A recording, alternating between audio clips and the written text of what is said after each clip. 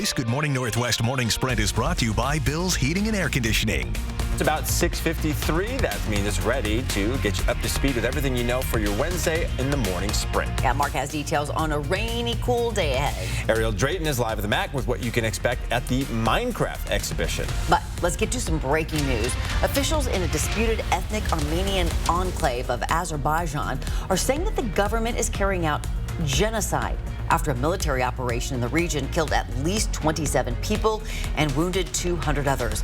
Azerbaijan says it is fighting terrorism and has no plans to stop until military forces inside Nagorno-Karabakh raise a white flag.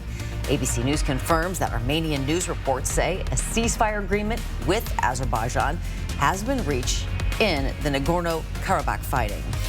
We now know the name of the person whose body was found in the Dishman Hills last week. The medical examiner identifying the man as 22-year-old Daniel Pronkin.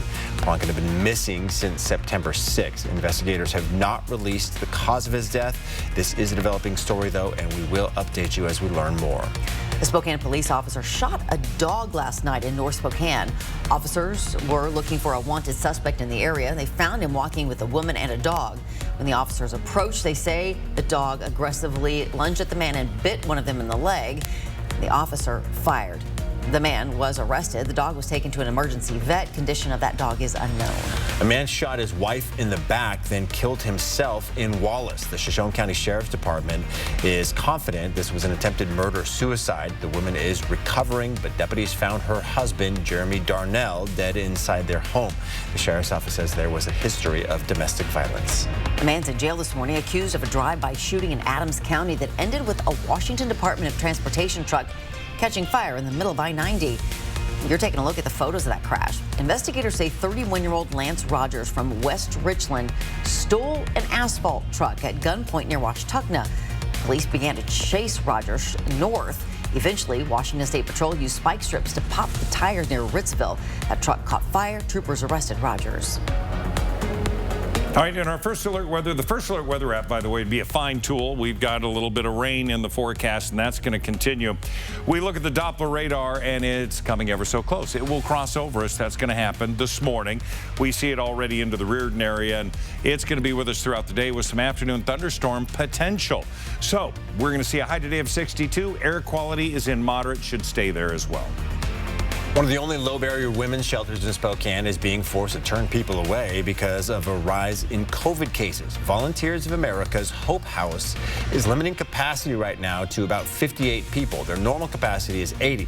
That means women in need of shelter have had to search for other options on their own. VOA says it hopes to start accepting more people by Friday. Yesterday, the city of Spokane hosted its first of two public meetings to get feedback on the changes to the city code meant to combat the housing crisis. Some of the changes include redefining what counts as middle housing.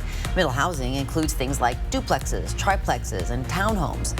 One of the amendments would allow for more of these types of homes to be built throughout the city. The goal would be to increase inventory in hopes of lowering housing costs. The next meeting coming up tomorrow. An addiction treatment center is not in favor of Spokane's new approach to crime and drug use in downtown.